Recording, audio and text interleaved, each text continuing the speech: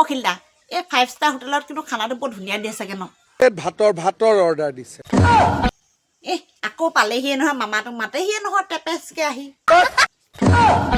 মাৰি ঠেং ভাঙি দিম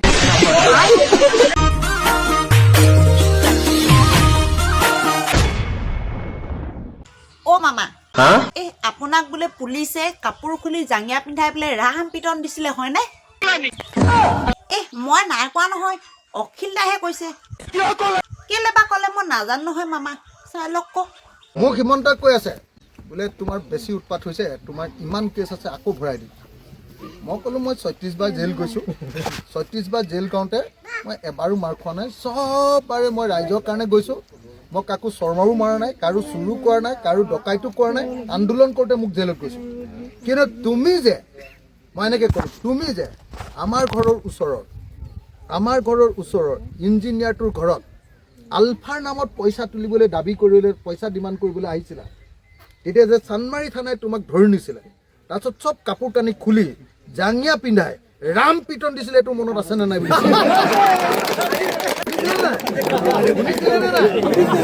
আপোনালোকে চাইনে নাচাই চাইনে নাই মই মুখৰ আগত কৈছোঁ তোমাক জাঙিয়া পিন্ধি পিটিলে ৰাম পিটন দিলে লাজ আছেনে নাই বুলি কৈছোঁ মোক আজিলৈকে পিটিছে নেকি কোনোবা এনেকৈ কৈছোঁ বুজিছে মই এনেকৈ কোৱা মানুহ গতিকে মই ক'ত মানুহলৈ CM-লৈ হিমন্তলৈ মই ভয় কৰা মানুহ নেকি মামা এতিয়া শুনিলে মাৰি ঠেং ভাঙি দিম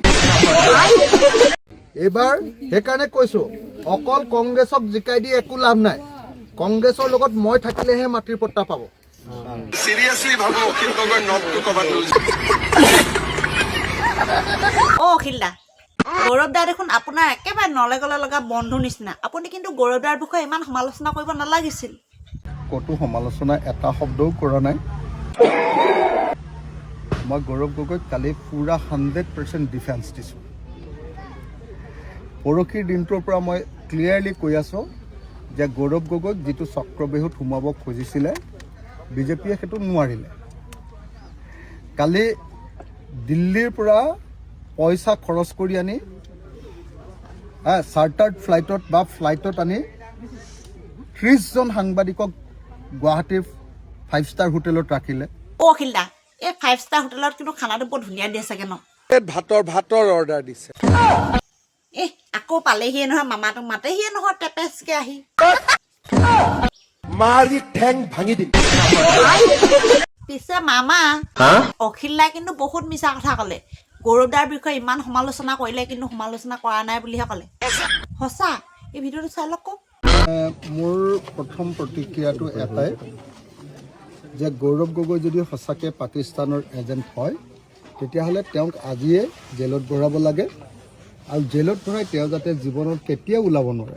আকৌ যাতে পাকিস্তানক কেতিয়াও সহায় কৰিব নোৱাৰে তাৰ কাৰণে ব্যৱস্থা কৰিব লাগে যদি পাকিস্তানৰ এজেণ্ট হয় কিন্তু যদি পাকিস্তানৰ এজেণ্ট নহয় আৰু আমাৰ হিমন্ত বিশ্ব শৰ্মাই তৈয়াৰ কৰা এজন নাটকৰহে এজেণ্ট তেতিয়াহ'লে বেহেৰবাৰী আউটপোষ্ট চোৱাৰ নিচিনাকৈ আমি মাজে মাজে এনেকুৱা ধৰণৰ প্ৰেছ মিটবিলাকে চাই থাকিম আৰু হয়নে নহয় আপোনালোকে কওক যদি সঁচাকৈ পাকিস্তানৰ এজেণ্ট হয় তেতিয়াহ'লে মই জানো যে আজিৰ পৰা কেতিয়াও গৌৰৱ গগৈ আৰু বাহিৰত থাকিব নোৱাৰে কিন্তু কোনো গ্ৰেপ্তাৰৰ প্ৰসংগ অহা নাই এতিয়ালৈকে গ্ৰেপ্তাৰৰ কোনো কথা মোক এটা কথা কওকচোন মই যদি ৰাষ্ট্ৰদ্ৰোহী হওঁ মই যদি পাকিস্তানী এজেণ্ট হওঁ তেতিয়াহ'লে মোক বাহিৰত ৰাখিব নেকি কোনোবাই বাহিৰত ৰাখিব নেকি মইতো প্ৰত্যেক দিনাই নহ'লে ৰিপৰ্ট দি থাকিম পাকিস্তানক আমাৰ ভিতৰৰ দেশৰ খবৰবিলাক দি থাকিম একদিনৰ কাৰণে কোনোবাই ৰাখিব নেকি কোনোবাই পাকিস্তানী এজেণ্টক বিৰোধী দলপতি হিচাপে লোকসভাত ভাষণ দিবলৈ দিব নেকি আপোনালোকে নিজেই কওক তেতিয়াহ'লে মইতো ভাবোঁ যে যদি গৌৰৱ গগৈ পাকিস্তানী এজেণ্ট হয় তেতিয়াহ'লে 1 নম্বৰ কথা আজিয়ে গ্ৰেপ্তাৰ কৰিব লাগিব 2 নম্বৰ কথা তেওঁ সাংসদ পদ কেঞ্চেল হ'ব লাগিব তেওঁ কংগ্ৰেছ দলৰ বিৰোধী উপদলপতি হিচাপে যিটো পদত আছে সেই পদৰ পৰা চৰকাৰে খেদাৰ ব্যৱস্থা কৰিব লাগিব আৰু তেওঁক চিৰজীৱনৰ কাৰণে এনেকুৱাকৈ জেলত দিব লাগিব বা ফাঁচি দিব লাগিব যাতে কোনো দিন অসমৰ কোনো মানুহ ভাৰতৰ কোনো মানুহে যাতে কেতিয়াও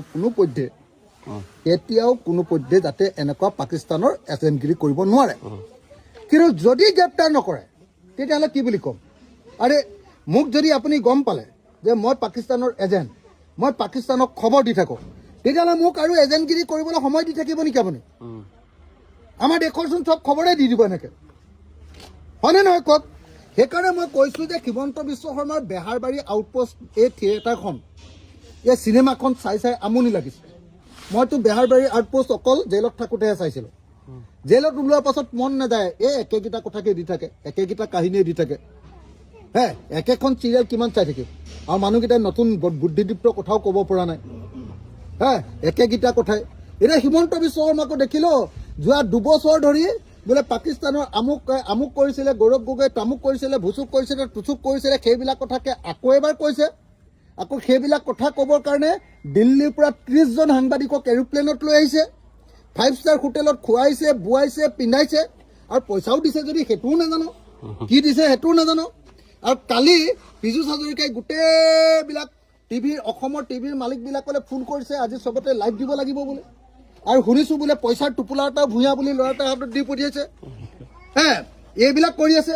যদি পাকিস্তানৰ এজেণ্ট হয় তেতিয়াহ'লে গৌৰৱ গগৈক আজিয়ে ধৰিব লাগে, গ্ৰেপ্তাৰ কৰিব লাগে, জেইলৰ পৰা ওলাব নোৱাৰা কৰিব লাগে, আৰু যদি হয় তেতিয়াহ'লে বেলেগ একো নহ'লেও ৰাজপথত দি দিব লাগে, আমি তেওঁক ফাঁচি দি দিম।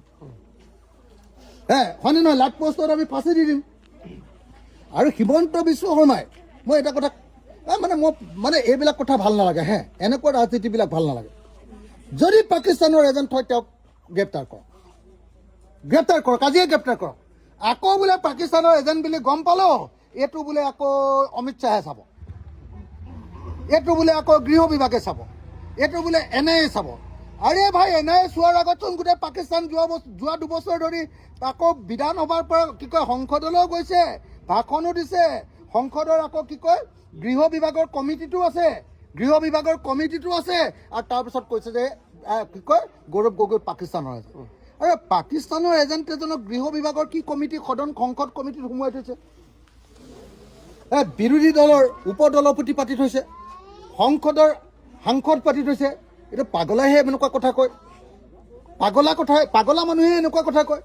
গতিকে সঁচাকৈ যদি গৌৰৱ গগৈ সঁচাকৈ পাকিস্তানৰ এজেণ্ট, আজিয়ে ধৰক, আজিয়ে গ্ৰেপ্তাৰ কৰক, আজিয়ে ফাঁচি দিয়ক, আৰু নহ'লে বা আজিয়ে পাকিস্তানলৈ তেওঁক ঘূৰাই পঠিয়াই দিয়ক, হয়নে নহয়?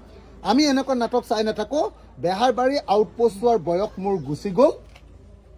হে, এতিয়া আৰু মই বেহাৰবাৰী আউটপোষ্ট চাব নোৱাৰোঁ। জেইলত থাকোঁতে, ফ্ৰী হৈ থাকোঁতে অকণমান চাইছিলোঁ, 2খন এখন ভাল পাইছিলোঁ। তাৰপিছত একেখিনি এক্টিং, একেখিনি কথা, একেখিনি নাটক, সেইখিনি বস্তু চাই থাকিবলৈ মন নাযায়। হিমন্ত বিশ্ব শৰ্মাৰ এই নাটক বন্ধ কৰক, আৰু যদি বন্ধ নকৰি এনেই ডিষ্টাৰ্ব কৰি থাকে তেতিয়াহ'লে হিমন্ত বিশ্ব শৰ্মাহে পাকিস্তানৰ পৰা কিবা লেনা দেনা কৰিছে নেকি সন্দেহ কৰিব লাগে। কাৰণ হিমন্ত বিশ্ব শৰ্মা আগতে এনেকুৱা গণ্ডগোল কৰাৰ অভ্যাস আছিলে। এই মামা অখিলদাৰ কথা শুনিলে, এতিয়া বোলে আপুনিহে পাকিস্তানৰ লগত লেনদেন আছে। অখিলদাহে আপোনাক কৈ আছে, আকৌ মোকেই আপুনি ধমকি দিয়ে।